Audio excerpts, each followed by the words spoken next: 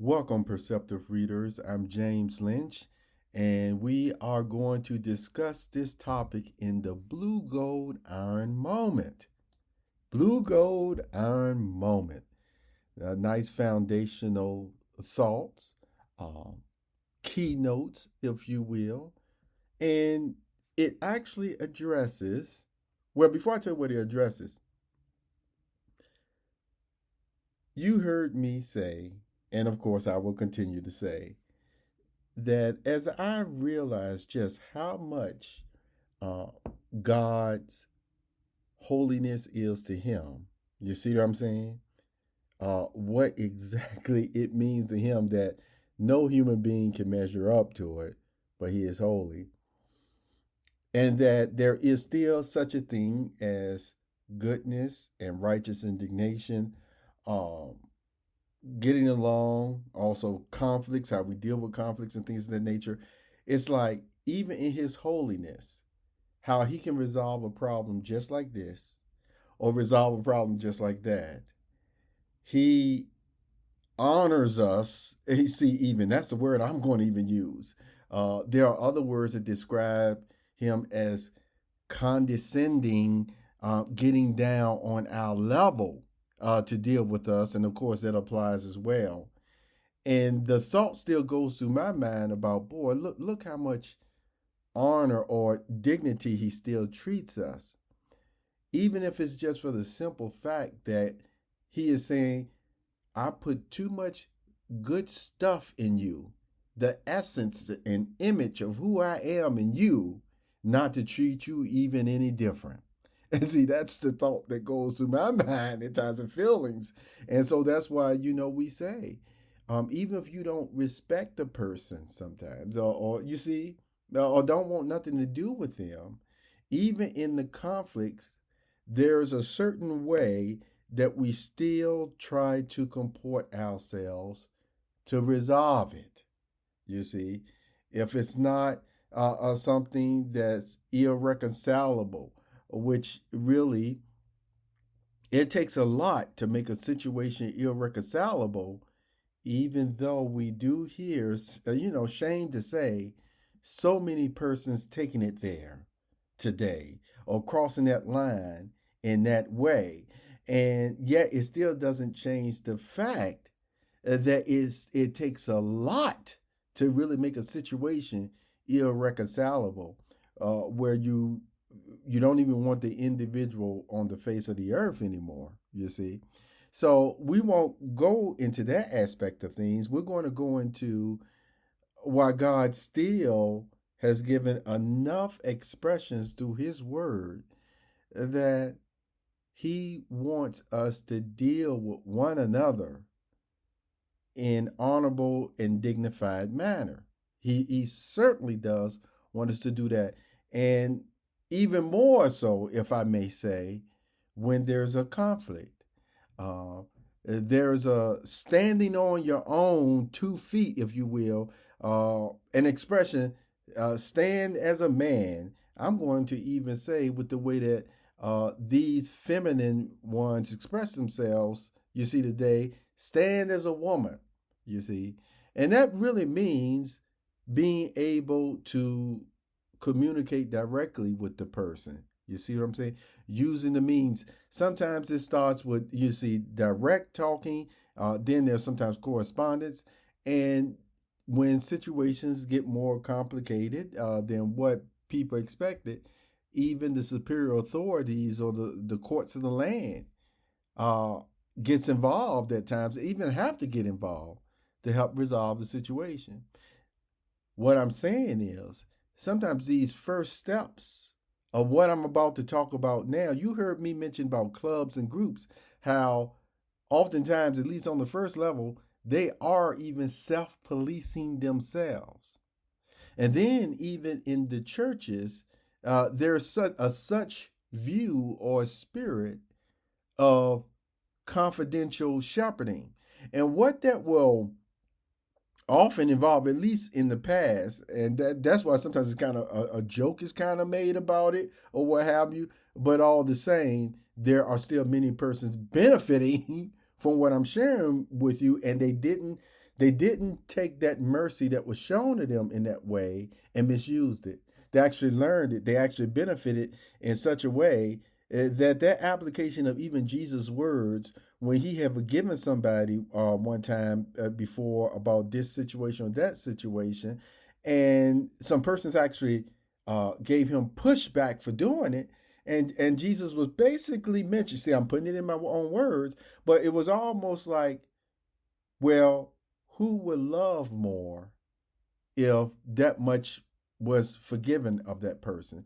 Who would remember it? Who would benefit from it, from that much, you see, of the mercy, the covering over of what they did, you see? Who would really appreciate it on such that level? And so the way he expressed it during that one real life event with his disciples that was around him, or I think some other people were watching as well. But this type of spirit of receiving that mercy, that forgiveness from Jesus, that has happened to many persons who have gone to the churches even and received confidential shepherding. So, and what would happen during that process is sometimes is that, yeah, it could be something that's even not law abiding, okay, being a law abiding citizen or what have you. But see, when it got to that point where, yes, they even wanted to relate, what was heavy on their soul in this way or that way, see, that's what those confidential shepherds who realized they truly was representing Jesus and his father, you see, they went into a totally different mode. They go into a totally different mode. And even if there's something that's expressed about whether this situation was legal or not, or what have you, their focus more is on still what it would take to lift this heavy spiritual burden off of them, or this person who's feeling alienated from God at this time, or at that time. And as they, you see, prayer involved, conversation, things of that nature are involved. The emphasis, in general, I want to tell you, the emphasis in general is more of now, what Jesus has done for you here, or what have you. What do you feel you can go out and do and make the situation even better? If you see, if someone was offended, if there was a crime committed, etc. You see, and the thing about it is, there are some crimes, and this doesn't mean that the churches go against the laws of the land, because no, they don't. Because see, there are some crimes, as you know, as a citizen, then you actually have the responsibility to report. Okay.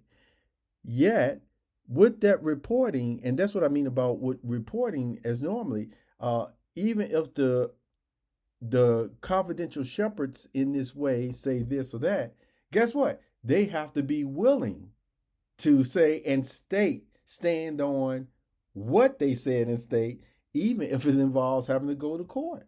You see, like if somebody goes back on saying, no, I didn't do that, I didn't commit it, or what have you. So they got to still be willing to, I use the term, face to face their statement, or the defendant face the accusers, or what have you. There's just not any type of star chamber type of judgments that's supposed to be going on a church level in that way, and that's all I'm going to say. Now, being happy with your own relationship already with God and what you're developing, then sometimes you still have difficulties come up. The way we were raised, what we believed, and what we come to get more accurate knowledge on, that, okay, that wasn't correct at that. It may have seemed correct at the time, but it's not correct now. And what I know now, as people would say, you see, if I knew better, I would have done better. And the thing about it is, even if our personality was different during a certain time period, and people can make jokes about it, say, "Oh no, you was just a ragtag, knocked down, this and blah blah blah blah blah." Okay, even if that is still the case, these are still the type of personalities Jesus was calling for everyone. He was calling all these different type of personalities, and he wasn't going to let the chasms of past sins and things of that nature block his forgiveness through the ransom sacrifice to help that person. He made that so clear, and that's why you could still really see when he was even on this earth that they'll try to bring up some situations almost like they were trying to get him to participate in the court systems at times about the different charges that they brought up about different people. Yeah, something that could actually be legally just you see taken to court for this way. I mean, we're talking more than embezzlement, shaving off the top funds and stuff, like tax collectors and other occupations. And yet, we know for a fact Jesus was talking to them. They enjoyed his company so much, Jesus was eating dinner with them. They fed him dinner. And you see? So the focus wasn't so much on the public display of this social issue of, this person looks bad in this way, or this person is doing it, or we know that person doing something corrupt over there, or what have you. And it was almost like, Jesus knew whether they were doing it or not. And yet he still talked to them. And this is one reason why one even tax collector who know he was basically doing more than shaving money off the top of the taxes or extortion or embezzlement or whatever you want to call it today. Jesus knew he was doing it. And yet the experience that he shared with Jesus made him feel so good, so happy. He went back and said, he was going back and he was going to repay all those people that he cheated.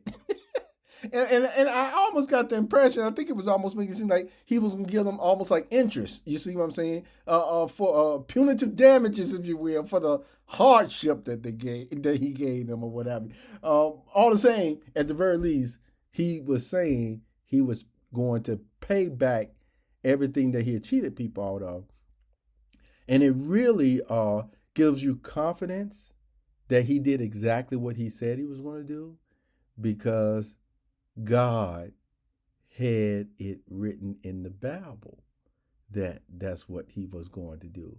And see, and there was actually examples in the Bible where persons who were even healed and were very happy about being healed. And the thing about it is, when they still showed their lack of gratitude for it, where they didn't even say thank you, really, or what have you for it. See, that was revealed too.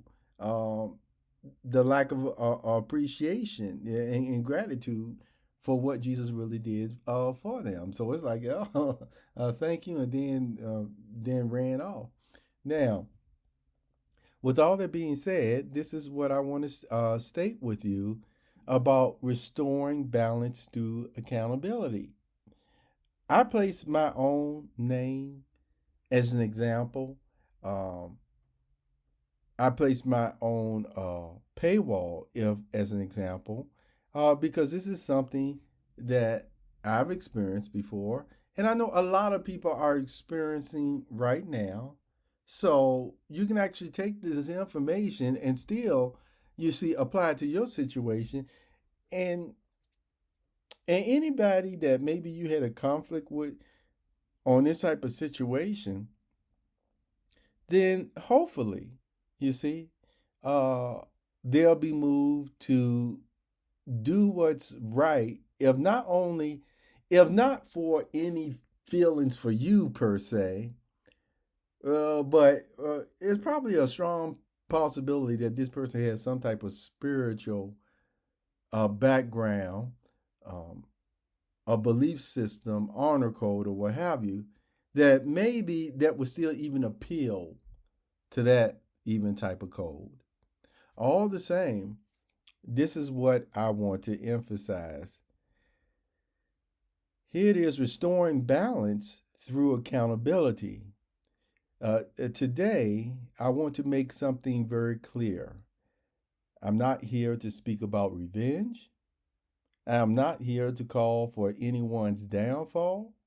I'm here to speak about responsibility, accountability, and the fair treatment of individuals who work and lives deserve respect. Over time, I've seen a troubling pattern.